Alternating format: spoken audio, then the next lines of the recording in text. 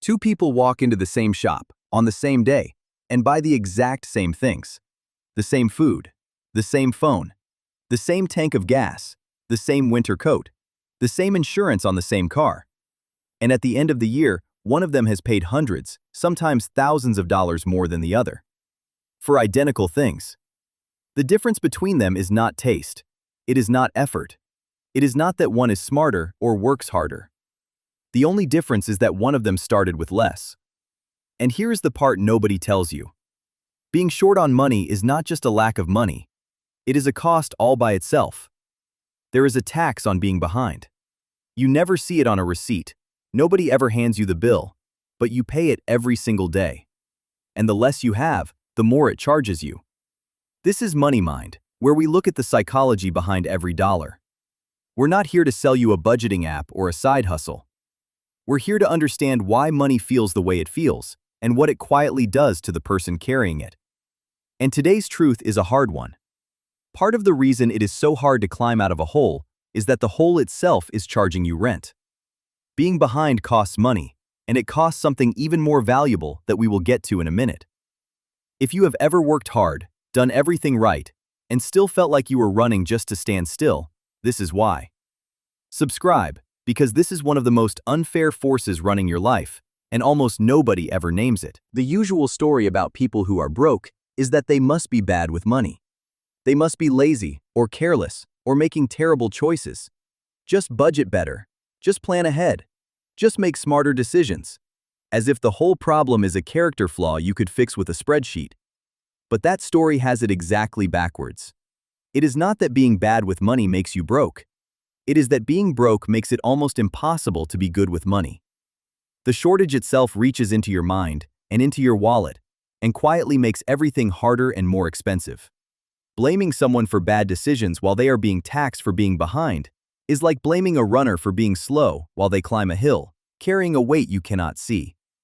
To understand the heaviest part of that weight, look at a study run by a Harvard economist named Sendhil Mullainathan and a Princeton psychologist named Eldar Shafir. They wanted to know what scarcity, the raw feeling of not having enough, actually does to the human mind. They tested sugarcane farmers in India, hundreds of them. These farmers get paid once a year, at harvest. So for a few months before the harvest, they are stretched and poor, and for a few months after, they are comfortable. Same farmers, same fields, same brains, just poor at one point in the year and richer at another.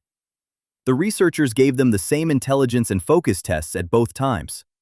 The results were staggering. When the farmers were poor, before the harvest, they scored dramatically worse. The mental cost of that money stress was about the same as losing a full night of sleep or dropping 13 points of IQ. Read that again. Being short on money did not just empty their pockets. It measurably lowered their ability to think by about the same amount as pulling an all-nighter every single day. Scarcity was quietly eating their minds. Mullainathan and Shafir gave this a name. They called it the bandwidth tax.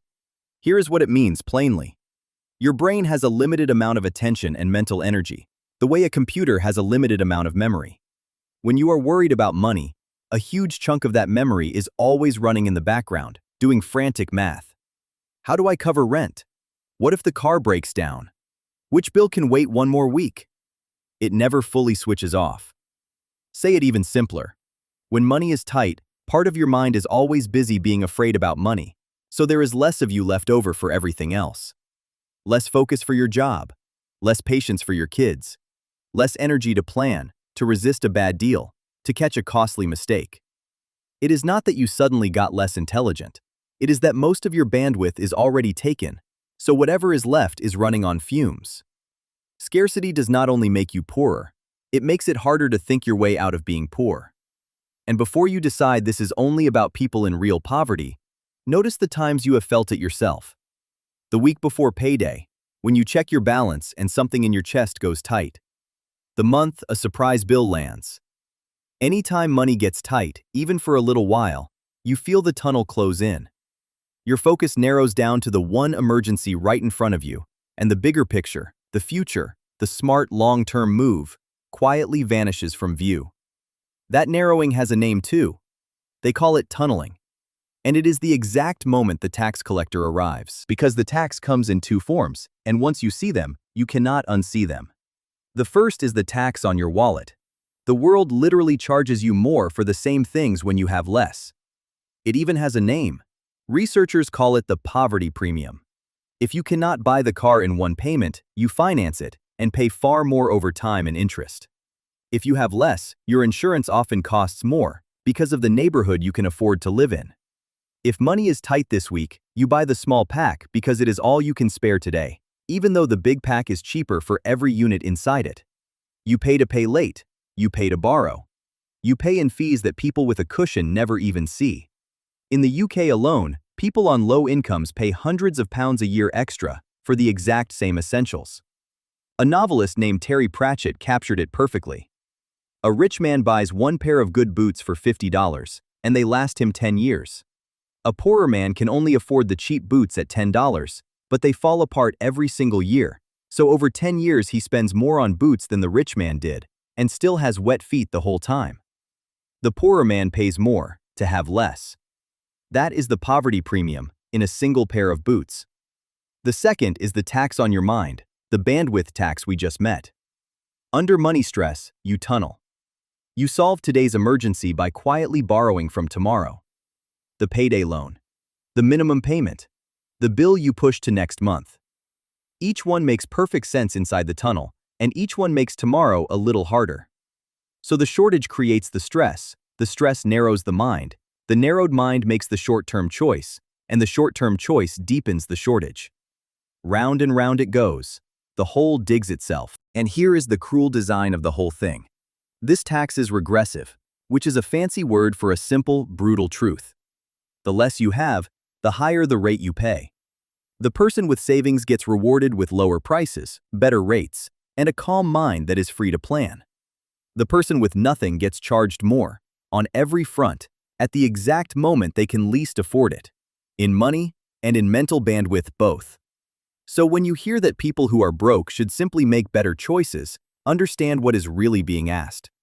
We are asking the person with the least mental bandwidth, who is being overcharged on everything, to consistently make better decisions than the comfortable person who has calm, cushion, and lower prices. We hand the heaviest mental load to the people running on the least fuel, and then we call it a character flaw when they stumble. It was never a character flaw. It was a tax. So what do you actually do when you are the one being taxed? You cannot single-handedly abolish the system, but you can stop paying the parts of the tax that are avoidable, and you can protect your bandwidth. 3 moves. 1. Build a little slack, on purpose.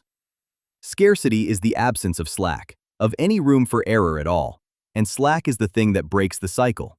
Even a tiny buffer, $100 kept untouched, changes everything, because it means the next small emergency does not force a high-cost decision.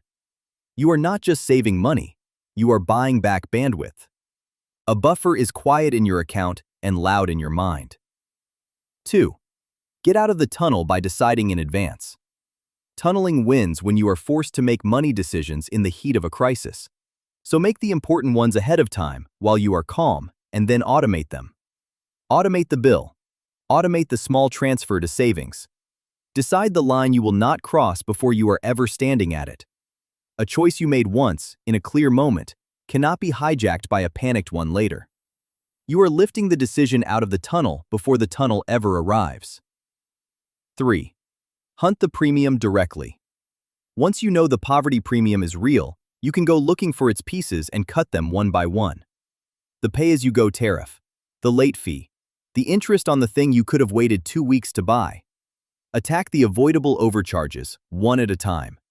Every dollar of premium you claw back is a dollar that stops working against you and starts quietly building the very buffer that sets you free. And if you have ever been the one paying this tax, hear this clearly. The exhaustion you felt was not weakness. The mistakes you made under that pressure were not proof that you are bad with money. You were thinking with a mind that had 13 points of IQ quietly siphoned off by stress, while being overcharged on everything you touched. Anyone, the smartest person you know, put under that exact load would have struggled too. You are not bad with money. You were handed the hardest version of the game, with the fewest resources, and asked to play it perfectly, and then judged when you could not. The villain here was never you. It is a system that charges the most to the people who have the least, and a mind that was simply never built to run on empty. So here is the quiet power in finally seeing the tax. Two people can still walk into the same shop and pay two different prices. That part may not change today. But one of them now knows the tax is there. And a tax you can see is a tax you can start to fight. You catch the tunnel beginning to close, and you pause. You spot a piece of the premium, and you cut it. You guard your little bit of slack like it is oxygen, because for your mind, it is. You may not be able to make the world charge you a fair price yet, but you can stop being surprised by the bill, stop blaming yourself for it, and start clawing back every piece of it you can reach. So the next time money gets tight and you feel that tunnel start to close, take one breath and name it. This is the tax. This is not who I am.